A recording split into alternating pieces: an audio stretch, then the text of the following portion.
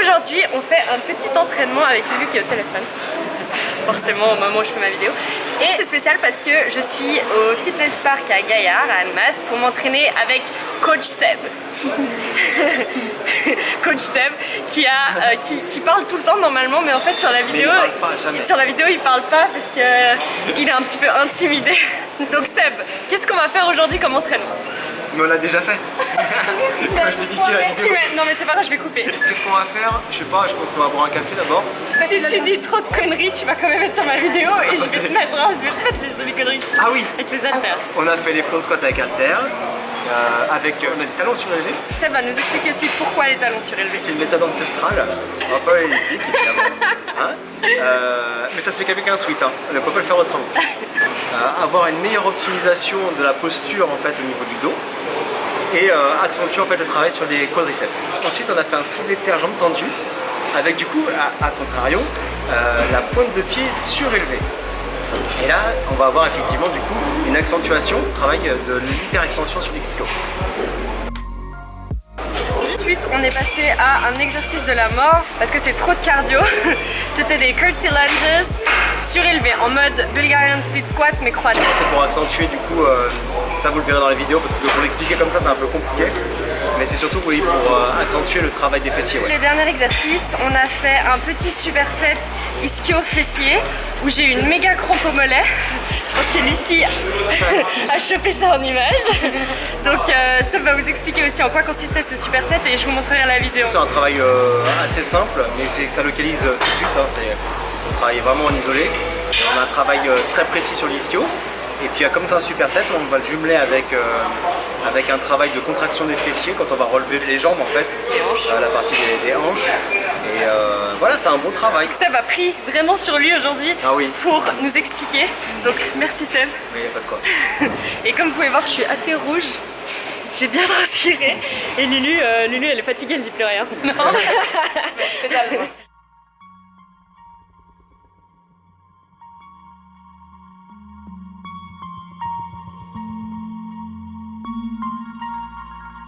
On a fait ici 4 séries de front squat aux haltères, des haltères à la place de la barre parce que ça vous limite moins en termes de mobilité.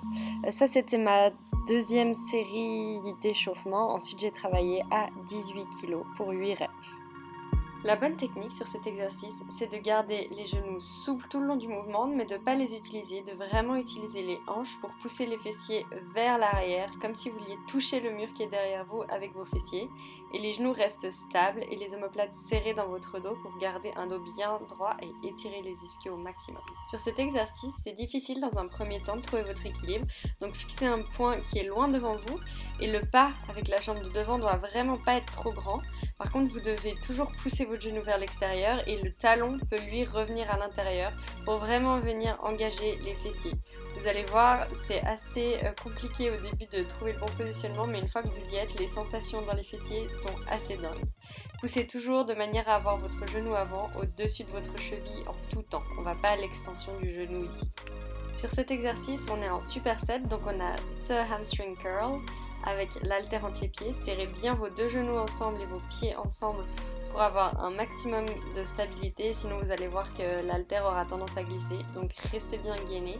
Vos fessiers doivent être aussi serrés pour que vous soyez stable au niveau des hanches. On n'utilise vraiment pas les hanches pour faire en haut en bas. Une fois que vous êtes bien placé, vous allez vraiment monter à 90 degrés et descendre assez bas sans vous faire mal aux genoux, mais le plus bas que vous pouvez pour aller stretcher les ischios sans avoir de douleur dans les genoux. Ensuite, vous lâchez votre haltère et on enchaîne avec ce superset justement sur les lying hip raise. Donc là, vous allez simplement monter vos hanches en fait en restant à nouveau bien gainé, serrez fort le banc avec les mains devant vous. Et là, on va juste serrer les fessiers pour monter, ça doit vraiment partir des fessiers. Vous allez voir, c'est assez technique comme mouvement et c'est hyper dur. Ça n'a pas l'air comme ça parce que l'amplitude n'est pas incroyable, mais vous allez voir, ça brûle bien, surtout quand vous avez fait l'exercice avant.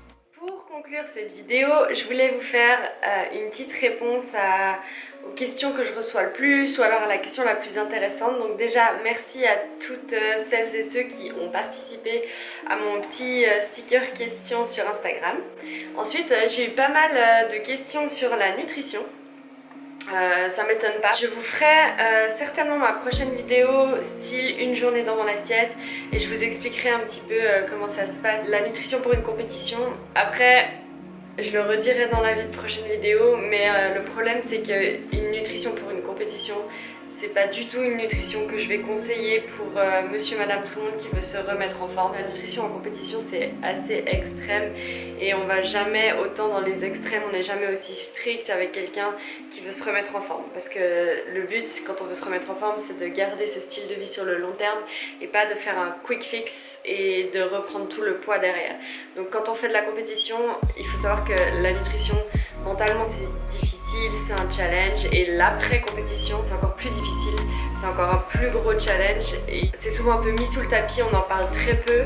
Donc je vous ferai aussi des vidéos sur le post-compète. J'ai lu un peu toutes vos questions que vous m'avez posées depuis hier soir. Comme je vous disais, c'est beaucoup des questions sur la nutrition, mais il y a une question, disons que j'ai trouvé intéressante parce que c'est vrai qu'on pourrait se poser la question. La question c'était de Margot DG sur Instagram. Merci pour ta question Margot. C'était comment tu gères ton alimentation, pas de compulsion, etc. Non, j'ai pas de compulsion. J'ai un meal plan que je dois suivre, mais c'est vrai que c'est un peu flexible dans le sens où, je l'avais expliqué il me semble dans ma toute première vidéo, Seb me laisse varier entre certains aliments. Le but de ce meal plan que Seb m'a fait, c'est que j'ai un maximum de micronutriments. Parce que certes, les macronutriments, donc glucides, lipides et protéines, c'est les trois choses principales qui vont faire avec les calories, donc votre balance calorique, que vous allez perdre du poids ou prendre du poids. Mais ensuite, pour une question de santé, qui est tout aussi importante, il faut respecter certains micronutriments.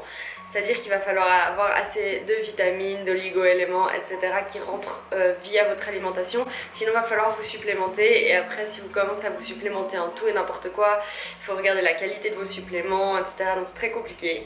Du coup, le mieux, c'est quand même de faire rentrer tout ça par l'alimentation parce que c'est possible. Mais je prends très peu de suppléments, plutôt du magnésium parce qu'on en manque tous. Je prends du collagène. Je reviens sur la nutrition.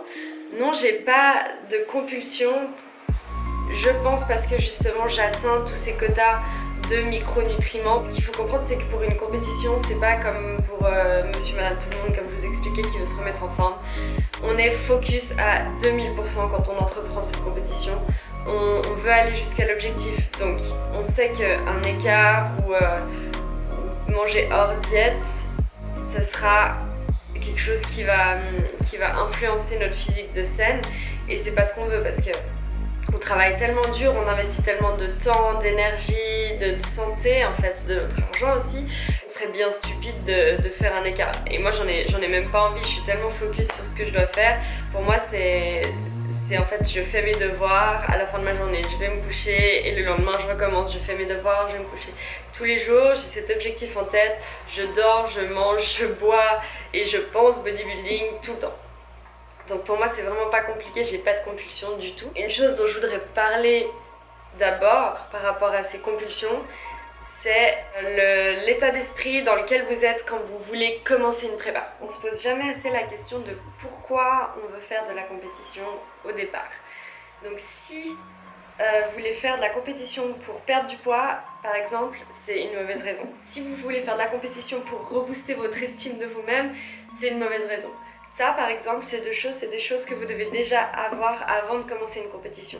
Donc de l'estime de vous-même, vous devez déjà être content d'où vous en êtes maintenant, donc de votre physique, de votre état d'esprit. Vous devez être à l'aise avec la nourriture, c'est-à-dire vous ne devez pas être sans arrêt déjà dans un cycle de restriction ou dans un cycle de binge eating, vous ne devez pas avoir un problème, un eating disorder. Si vous avez le moindre signe d'une de ces choses-là, il faut déjà régler vos problèmes avant de commencer une compétition. Et il faut aussi que dans votre environnement général, tout se passe bien. Donc que ça se passe bien au travail, que vous n'ayez pas de stress excessif, que ça se passe bien dans vos relations, que vos relations ne vous bouffent pas de la santé, de l'énergie. Si toutes ces cases sont cochées, que tout va bien de tous ces côtés-là, là vous pouvez vous dire « Ok, maintenant je suis prête à faire de la compétition ».